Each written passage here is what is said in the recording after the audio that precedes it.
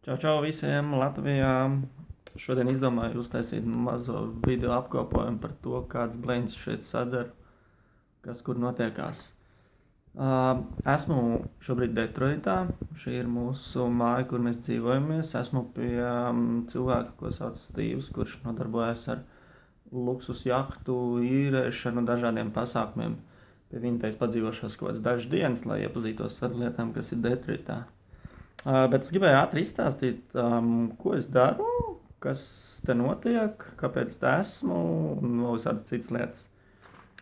Pirmkārt, kur mēs esam bijuši?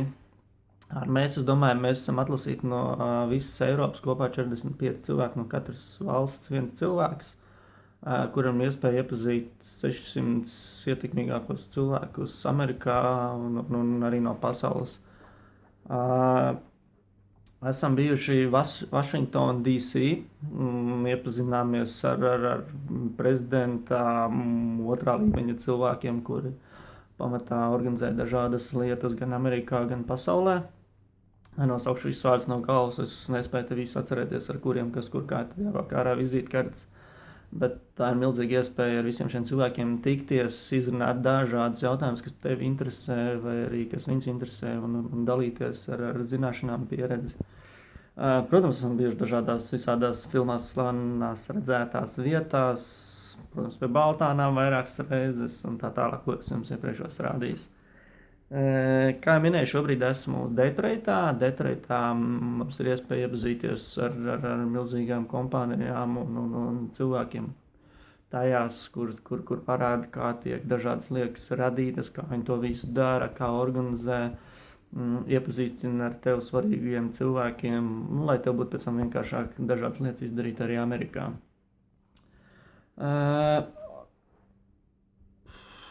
Kāpēc mēs to darām, vai kāpēc mums ir tāda iespēja dota, to droši vien varēs vairāk pateikt tieši katras valsts vēstniecība. Manā gadījumā par šo jāpasaka liels paldies Nilam studentam un viņa komandai no Amerikas vēstniecības Latvijā.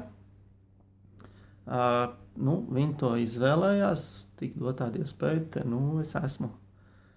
Bet ko es gribēju visvairāk pastāstīt, kaut kādas dažas atšķirības, kā man kā latviešu puikam no Latvijas dzīvoties pa mūsu nelielo saucamo dīķīti Latviju, kādas atšķirības ir lielākās šeit Amerikā, un ko es ļoti gribu un noteikti aizvedīšu mājās, un arī, protams, ir lietas, ko es atvedu šeit, kas viņiem nav šeit Amerikā, kas ir ļoti labs mums Latvijā un Eiropā.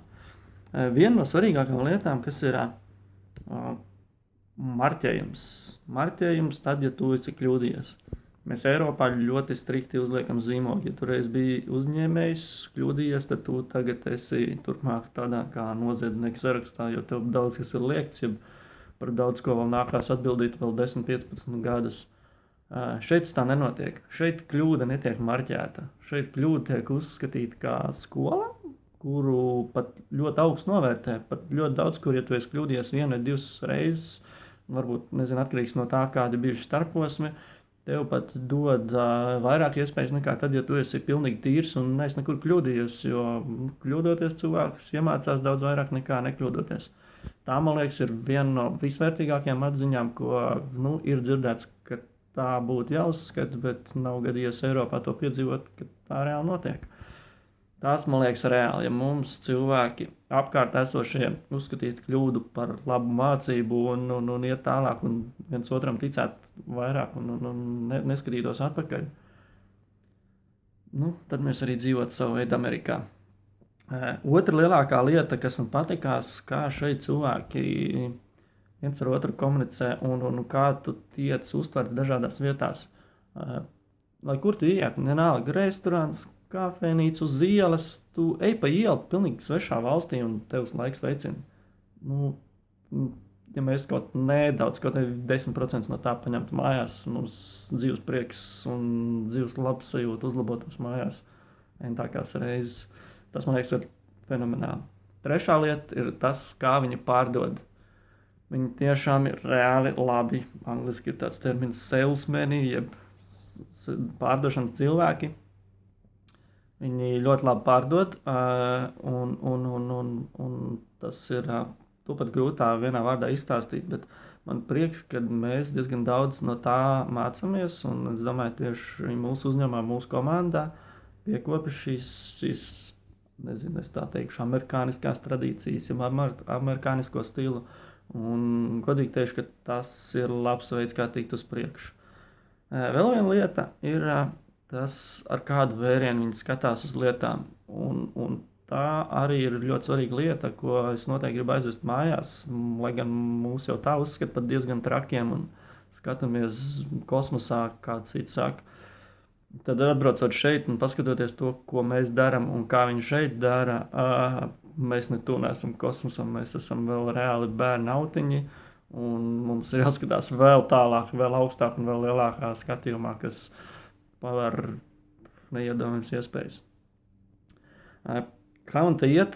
Neticēsiet, es reāli atvainojos darba kolēģiem, es ļoti maz esmu pieslēdzies pie darba, tā laika zonu samainīšanās un viss tas ritms, kas te notiekās, ritms ir ļoti sarežģīts, cilvēki ļoti daudz jāstiek nepārtraukts, tikko es atgriezies mājās, tikos ar cilvēku, kurš būvē, ir Chrysleram projektējis mašīnas, Fordam projektējis mašīnas, General Motors projektējis mašīnas, ir projektējis kuģus, lidmašīnas. Šis cilvēks visu dienu man vadā pa dažādām universitātēm, kur tiek izstrādāti bezpilota automašīnas un iepazīstina ar cilvēkiem. Viss apkārt, ar ko viņš vien pazīst, dažādās vietās, dažādās sfērās, un man ir iespēja visus šos cilvēkus paņemt sev kā kontaktus, kurus pēc tam var izmantot un lietot tālāk.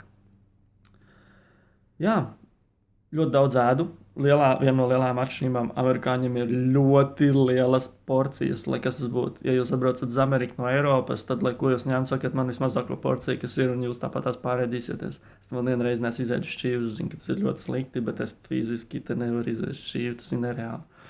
Es pat vakarā krogā paņēmu alu un ņēmu vismazāko alu, kas ir, un man likās ārprāts, tā kā mums puslitru kauss. Iedomājieties, cik daudz viņi apēda, un viņi tiešām lielu daļu to visu arī apēda. Jā, sveiciens visiem mājās. Amerikā galīgi neiet slikti.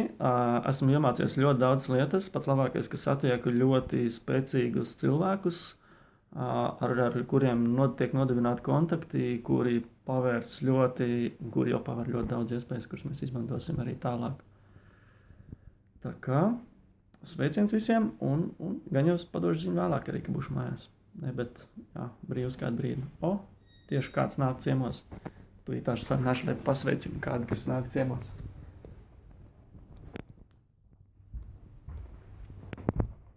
Somebody's home? Hello. Make hello from some guys in Latvia. Hello, how are you? First day over, almost. How was? It was good. I met some politicians. Not so technical, but they were good. Very high office, very good view of Canada, so it was nice. And you? Very good, very good. I Very explain a little bit later. That was very awesome day. Oh, okay, good. Bye guys.